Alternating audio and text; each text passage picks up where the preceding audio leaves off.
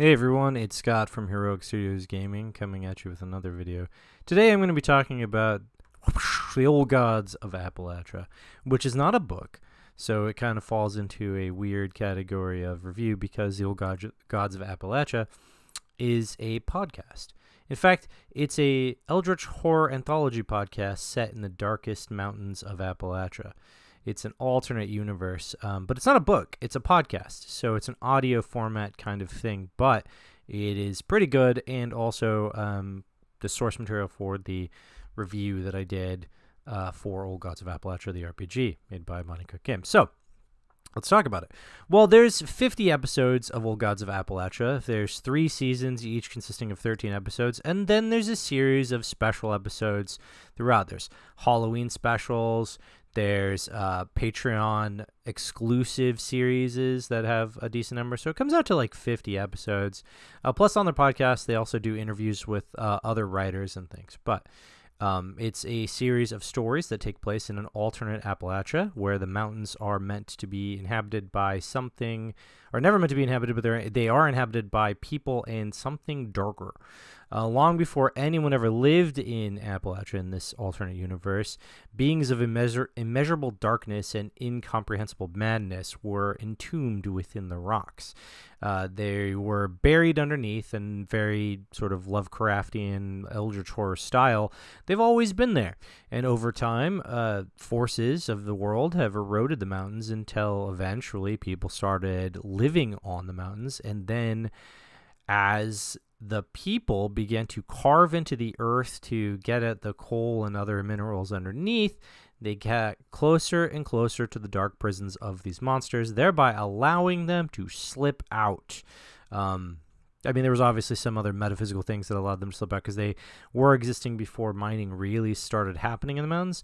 Because one of the stories that we follow in the podcast follows somebody that was 1776 or something like that. So they did start slipping out a little bit before that, but as people were up in those mountains mining and stuff, they let them loose.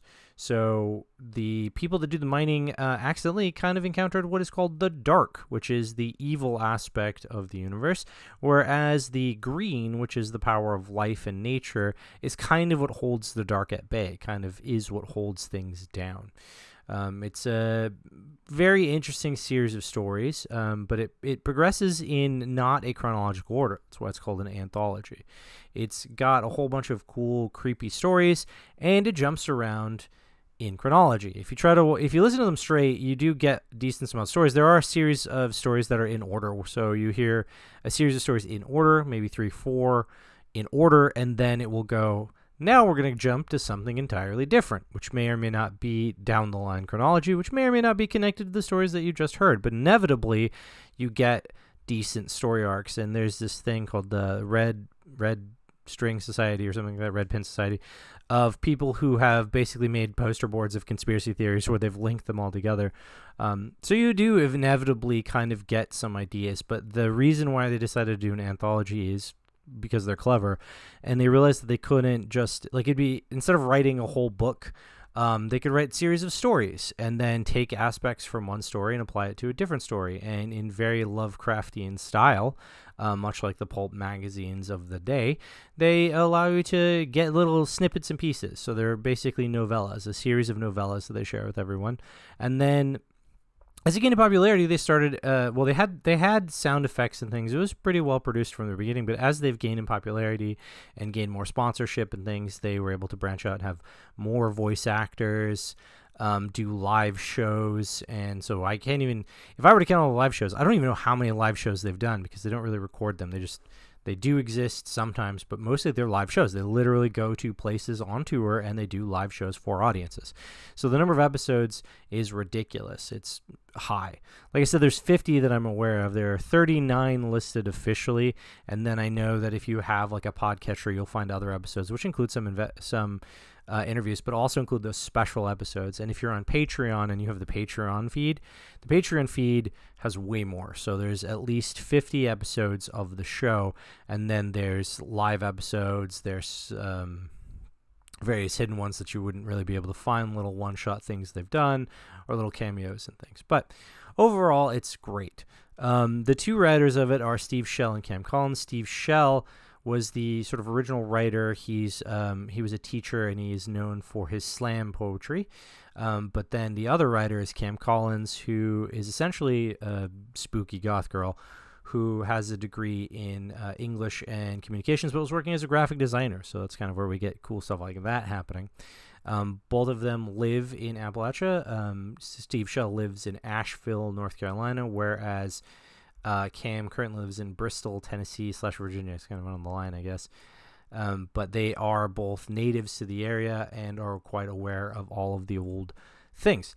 It's won awards. It was nominated for the World Fantasy Award in 2022, and it didn't win that one. But in 2020, it won the Audioverse Awards for overall storytelling production, writing of a new storytelling production, storytelling a new production, environmental and action sound design in a new storytelling production, original vocal composition in a new storytelling production, and performance of a leading role in a new audio play production. So it won a lot of awards. It also won the Discover Pod Award in 2020, and then in 2021, it again won a bunch of awards from the Audioverse Awards. It won a bunch of those, and then it won more Discover Pod Awards, and then, like I said, in 2022, it was nominated for the World Fantasy Awards, and it didn't win. It was just nominated. But so it's a great series. Overall, I give it like 2 thumbs. If you like horror stories, you like Eldritch horror stuff, you like Cthulhu-y stuff, and you like history stuff, it's very good. It is alternate, and there's some things it uses big words. Steve Shell is quite smart, and it uses big words, and so some people that I have shown the podcast to didn't quite understand what was going on. It also uses sort of colloquial language, like they speak the way that when they do the voices of the people, they speak the way that those people would talk rather than, the way you would see them on TV, right? So it's kind of sometimes a little bit hard to follow or something. But it's great. I love it. It's 2 thumbs for me. It's worth your time, and you can download them all for free.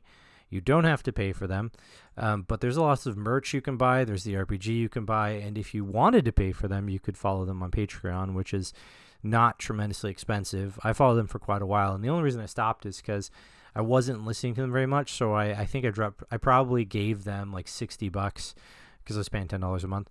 $60, and I wasn't actually listening to anything that they were producing because I was just too busy to listen to it.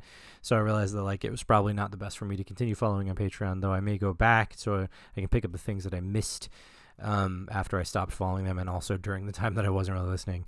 But yeah, it's fun. It's good. It's definitely 2 thumbs kind of horror stuff. And I do like the world building. That's like the best part about it, is this decent world building they've got in the show where, there's things, and it's consistent.